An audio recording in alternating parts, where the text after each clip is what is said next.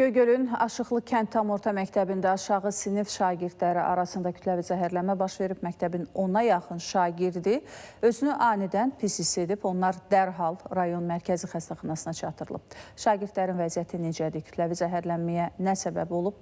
Ətraflı sujetdə.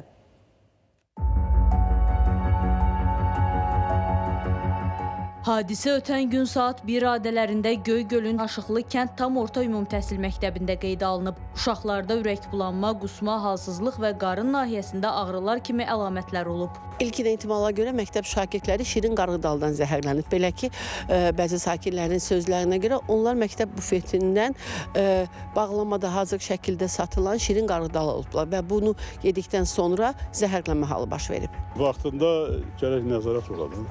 Nəzarət olsun. İşlədən Petrişdən xanımda deyirlər Gəncədən o ərzağı alıb gətirib, orada ki onu alladılar, qatışdırıb veriblər içinə. Vaxtı keçmiş mal olub da yəqin ki. Zəng elədilər ki, zəhərlənib uşaqlarınız. Biz də gəldik, sağ olsun direktorumuzu, özləri bir tədbir görmüşdü biz gələnə kimi. Uşaqlar dedi kukuruz yemişik, kukuruzdan olubdu. Biz də apardıq, mədələrini zad yudülər. Məktəbdə zəhərlənən şagirdlər Göygöl rayon mərkəzi xəstəxanasına çatdırılıb. Biz də onların vəziyyətini öyrənmək üçün həmin xəstəxanaya yollandıq. 10 nəfər yeniyetmə qida zəhərlənməsi əlamətləri ilə xəstəxananın təcili tibbi yardım şöbəsinə müraciət etmişdi.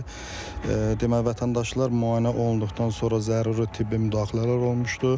Vəziyyətləri qənaətbəxş olunandan sonra isə ambulator müalicə üçün evə buraxılmışdı və onlardan qəbul edilmiş bioloji materialların bakterioloji müayinəsi üçün aidiyyatı tibb mərkəzinə göndərmişdi. Məktəbdə şagirdlərin kütləvi zəhərlənməsi faktı bir daha məktəb bufetlərinə gətirilən qidaların keyfiyyətinə nəzarətin necə həyata keçirilməsini gündəmə gətirir. Məktəbə qədər və Ümumi Təhsil üzrə Dövlət Agentliyindən bildirildi ki, ümumi təhsil müəssisələrinin bufet və yeməkxanalarında iaşə xidməti Nazirlər Kabinetinin təsdiq etdiyi normalara uyğun aparılır. Buna əsasən təhsil müəssisələrində iaşə xidməti təhsil müəssisəsi ilə iaşə xidməti göstərən hüquqi və fiziki şəxslər arasında bağlanan müqavilə əsasında həyata keçirilir və buna görə iaşə xidməti göstərən müəssisələr məsuliyyət daşıyır. Qeyd edək ki, məktəbdə kütləvi zəhərlənmə faktı Qida Təhlükəsizliyi Agentliyinin də nəzarətindədir. Artıq agentlik tərəfindən araşdırmalara başlanılıb, nümunələr götürülərək müayinələrə cəlb olunub. Mədnilik Nəcat, Sadət Ayazqızı, Rüfət Bayramov, Ağcəl Əskərli, ATV Xəbər,